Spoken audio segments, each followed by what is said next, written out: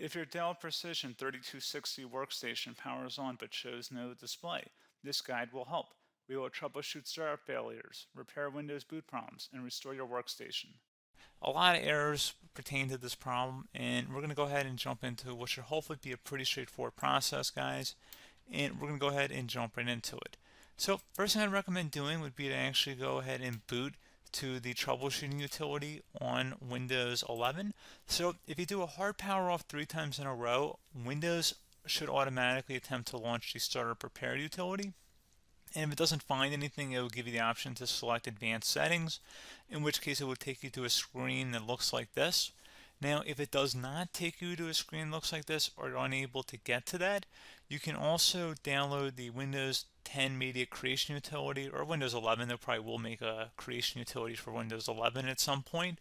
And it doesn't really matter, you can actually run the Windows 10 utility on Windows 11 as far as I'm aware. And you should be able to run the troubleshooting utilities built in within it. So you just would go ahead and download it to an ISO file and then burn it to a DVD or USB.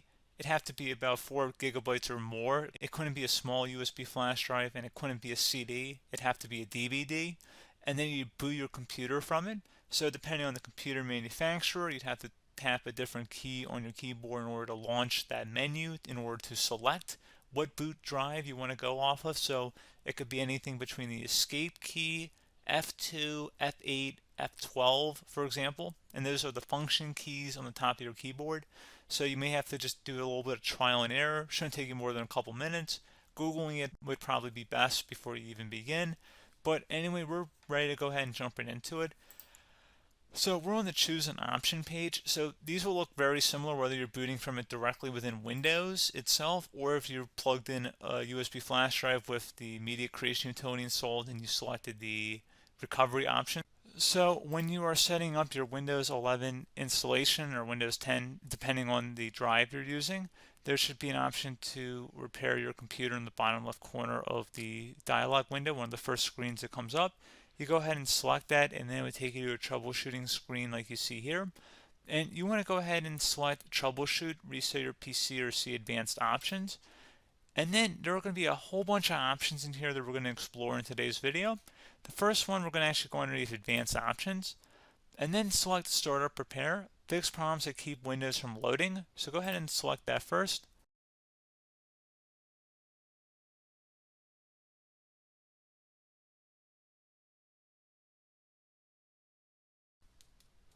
Okay, so you can see it could now repair our PC. That was our first option we could try. Something else, if we go back into advanced options here and then select troubleshoot, we're going to go underneath advanced options again. You can go ahead and actually access safe mode by selecting startup settings. And then if you select the restart button, you have the option on the screen select safe mode with networking, which will give you a key on the screen. It'll tell you which key to press to enter that. I believe it's the F7 key. It'll do that for you. I'm not going to go over that in today's tutorial because I don't really want to go into safe mode, but you're more than welcome to attempt that by going into here and then selecting restart. Again, it'll launch another screen. It'll say what key do you want to press, and it'll give you like 7 or 8 different options, and you want to select safe mode with networking. There's also an option for a command prompt too, but that's going to be something we're going to cover later in this video, and we don't even have to go through that in order to access it. So that's why I'm not going to really push for that, because unless you know exactly what's causing the problem, you probably don't need to go into safe mode. Unless you're trying to recover files, in which case then you definitely can go into safe mode, but we're trying to actually recover our computer here. So I hope that makes sense. Something else we can also try here as well would be to uninstall updates, remove recently installed quality or feature updates from Windows. So if you go ahead and select that, you can uninstall the latest quality updates, which generally is the more day-to-day updates. Feature updates are the less regularly released ones, like the big ones. I would equate it to service packs in like Windows 7 and Windows Vista and Windows XP. So larger updates that occur once or twice a year at most. And the quality updates are more just a regular update. So probably obviously depend, it'll take longer if you're going to try and uninstall the latest feature update versus quality update. And maybe you don't need to go back that far. So just giving you guys a couple of pointers with that. Something else you can also look at here, and we're going to jump into the command prompt in a little bit, but you can select System Restore, which will use a restore point recorded on your PC to restore Windows. And this is something I would highly recommend here, guys. So select next. Assuming you have a restore point saved on your computer, you go ahead and select the most recently created one, and you'll select next, and then you'll select the drive. You shouldn't actually have to select the drive. You can scan for affected programs, but we're going to keep it all default here, and then we're going to select finish. So once started, system restore cannot be interrupted. Do you want to continue? I think we're going to select yes. I don't think we have anything better to do on our computer right now, so just give it a moment here to initialize. It will take a couple minutes to run, obviously depending on how large your hard drive is and how much is saved on the system restore point. So just give it a couple minutes here.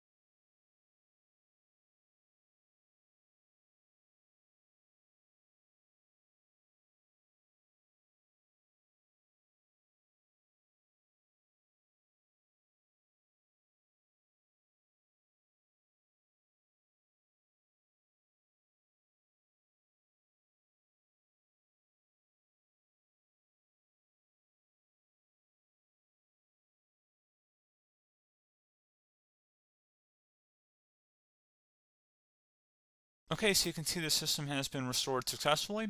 We're going to go over a couple different methods in addition to that if that did not work. So I'm just going to pause the video and we're going to start back on the recovery screen that we started with. Okay, so a couple other things we can try here too. If you go back into troubleshoot, you can select reset your PC, let you choose to keep or remove your personal files and then reinstalls Windows.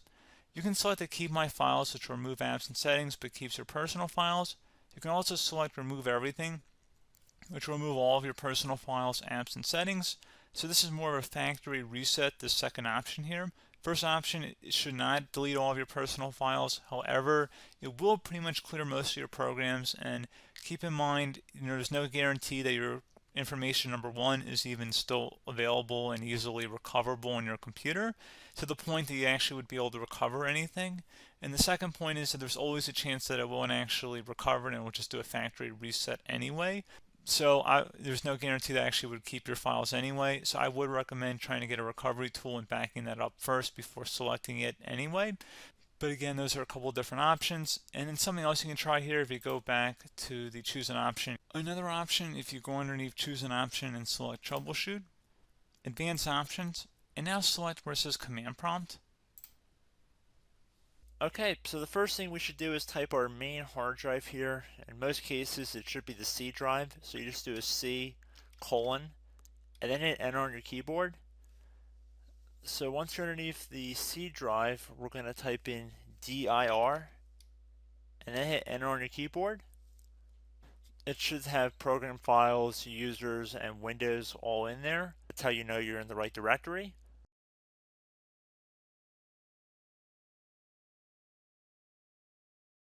In some cases, it might be the D drive as well, so just keep that in mind.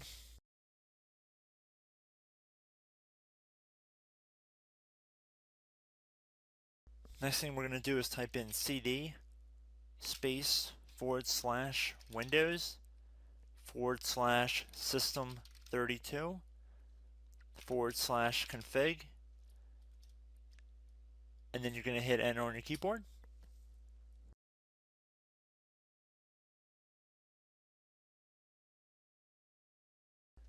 So now you're going to type md space backup. If you've seen other tutorials, it might also say to put down md backup. That's because the backup name is pretty common when you want to back something up. So you can name this whatever you want, doesn't have to be backup. So if you've already made a backup folder in the past, you could do backup 1, for example. So once you're done setting the name you want the backup to be called, hit enter on your keyboard again.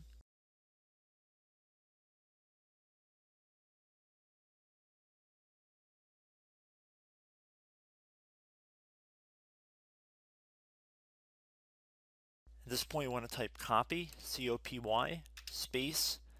Then you want to do the star symbol above the 8 key. Then do a period or a dot, whatever you want to call it. Then another star sign, and then another space, and then type backup, and then hit enter on your keyboard.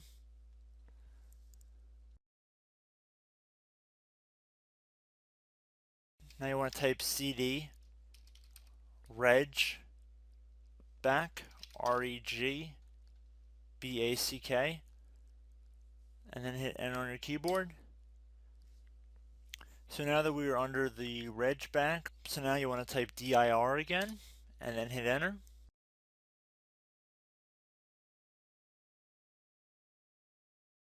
So now at this point we're going to type copy again. So copy, space, star sign,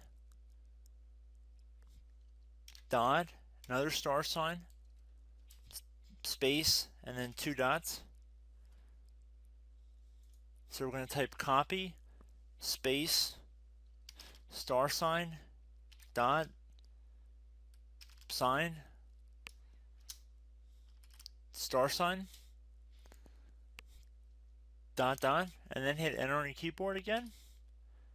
So for overwrite, you want to overwrite all. So type A on your keyboard, so capital A, and then hit enter on your keyboard.